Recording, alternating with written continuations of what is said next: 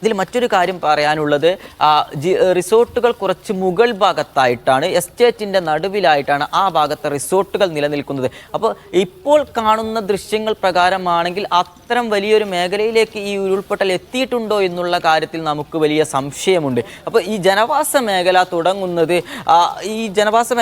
നേരത്തെ സൂചിപ്പിച്ചതുപോലെ തന്നെ ഈ പുഞ്ചിരിമറ്റം തുടങ്ങുന്ന ആ ഒരു ഭാഗത്ത് നിന്ന് ഇങ്ങോട്ട് റോഡിൻ്റെ ഇരുവശത്തുമായി നിരവധി വീടുകളുണ്ട്. അപ്പോൾ ആ ഭാഗത്ത് കൂടിയാണ് വന്നതെങ്കിൽ ഒരു പക്ഷേ മുകളിലേക്കുള്ള വീടുകളിലേക്കും മുകളിലേക്കുള്ള റിസോർട്ടുകളിലേക്കും ഇത് എത്തിയിട്ടുണ്ടാവാൻ സാധ്യതയില്ല. നേരത്തെ അവിടെ നിന്ന് വന്ന ഒരാൾ പറഞ്ഞത് പ്രകാരമാണെങ്കിൽ മുണ്ടക്കൈ ടൗണിന് മുകൾ ഭാഗത്തായിട്ട് സ്ഥിതി ചെയ്യുന്ന വീടുകൾ ഒരു പക്ഷേ അവിടെ ഉണ്ടാകാനുള്ള ഒരു സാധ്യതയുണ്ട്.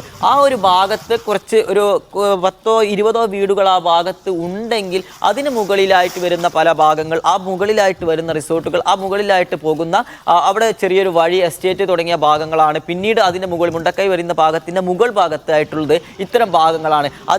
ഇവിടുന്ന് പോകുമ്പോൾ ഇടതുവശത്തായി ഒരു മദ്രസയുണ്ട്. അപ്പോൾ ഇന്നലെ നമ്മളോട് മദ്രസയിൽ നിന്ന് ഒരാൾ പ്രതികരിക്കുന്നു, ഈ ശബ്ദം കേട്ടപ്പോൾ ഞങ്ങൾ ഓടി മുകളിലേക്ക് കയറി എന്നാണ്. അങ്ങനെയാണെങ്കിൽ നമ്മൾ മനസ്സിലാക്കേണ്ടത് മദ്രസയുടെ ഭാഗത്ത് നിന്ന് നോക്കുമ്പോൾ, അല്ലെങ്കിൽ മദ്രസയുടെ ഭാഗം സുരക്ഷിതമാണ് എന്ന് വേണം നമ്മൾ മനസ്സിലാക്കാൻ.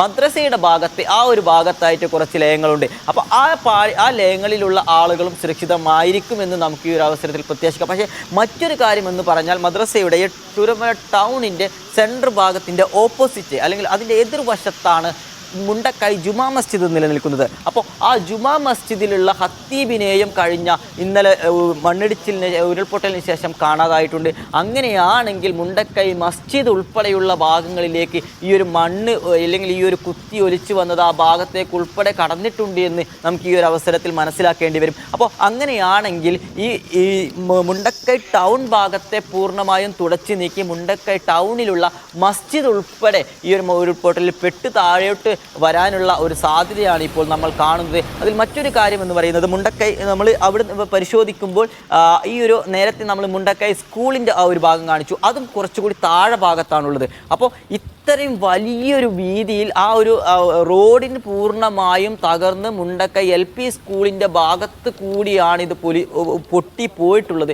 LP സ്കൂളിൻ്റെ പകുതിയോളം തകർന്നിട്ടുണ്ട്, ആ ദൃശ്യങ്ങളിൽ വ്യക്തമാണ്. LP സ്കൂളിൻ്റെ പകുതി ഭാഗത്തോളം തകർന്നുകൊണ്ടാണ് ഈ ഒരു ഭാഗം ചൂരൽമലയിലേക്ക് ഇത് എത്തുന്നത്. ചൂരൽമലയിലേക്ക് എത്തുമ്പോൾ അവിടെ റാട്ടപ്പാടി എന്ന് പറയുന്ന കുറച്ച് പാടി ഭാഗങ്ങളുണ്ട്. ഒരുപക്ഷെ ആ ഡ്രോൺ ദൃശ്യങ്ങൾ നമ്മളിപ്പോൾ കാണിക്കുകയാണെങ്കിൽ ആ ഒരു ഭാഗം നമുക്ക് പറയാൻ കഴിയും. അപ്പോൾ ആ ഡ്രോൺ വിഷ്വൽ കൃത്യമായി ആ റാട്ടപ്പാടി ഭാഗത്തൊരു ഫാക്ടറി കൃത്യമായി കാണിക്കുന്നുണ്ട്. അപ്പോൾ ആ ഫാക്ടറി ഭാഗത്ത് ആളുകൾ, ആ ഫാക്ടറി ഭാഗത്ത് കുറച്ച് പാടികൾ, ആ ലയങ്ങളുടെ തൊട്ടുപാറകിൽ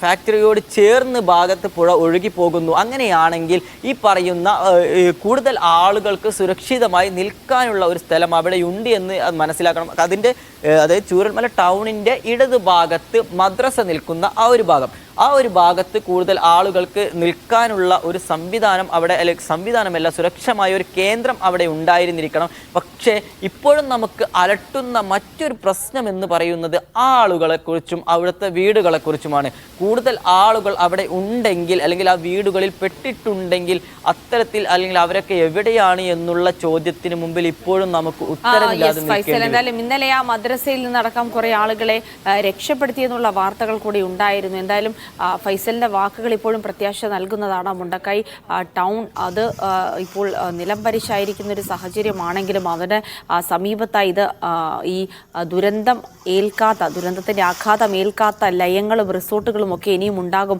അവിടെ മനുഷ്യർ സുരക്ഷിതമായി ഉണ്ടാകുമെന്നുള്ള അല്പമെങ്കിലും ആശ്വാസം പകരുന്ന വാർത്തകൾ കൂടിയുണ്ട്. എന്തായാലും അവരെ രക്ഷിക്കുക എന്നുള്ളൊരു പ്രാഥമിക ദൗത്യത്തിലേക്ക് സേന കടന്നിരിക്കുന്നു എന്നുള്ള കാര്യങ്ങൾ കൂടിയാണ് നമുക്ക് ഇപ്പോൾ രാവിലെ തന്നെ കാണാൻ കഴിയുന്നത്. സേന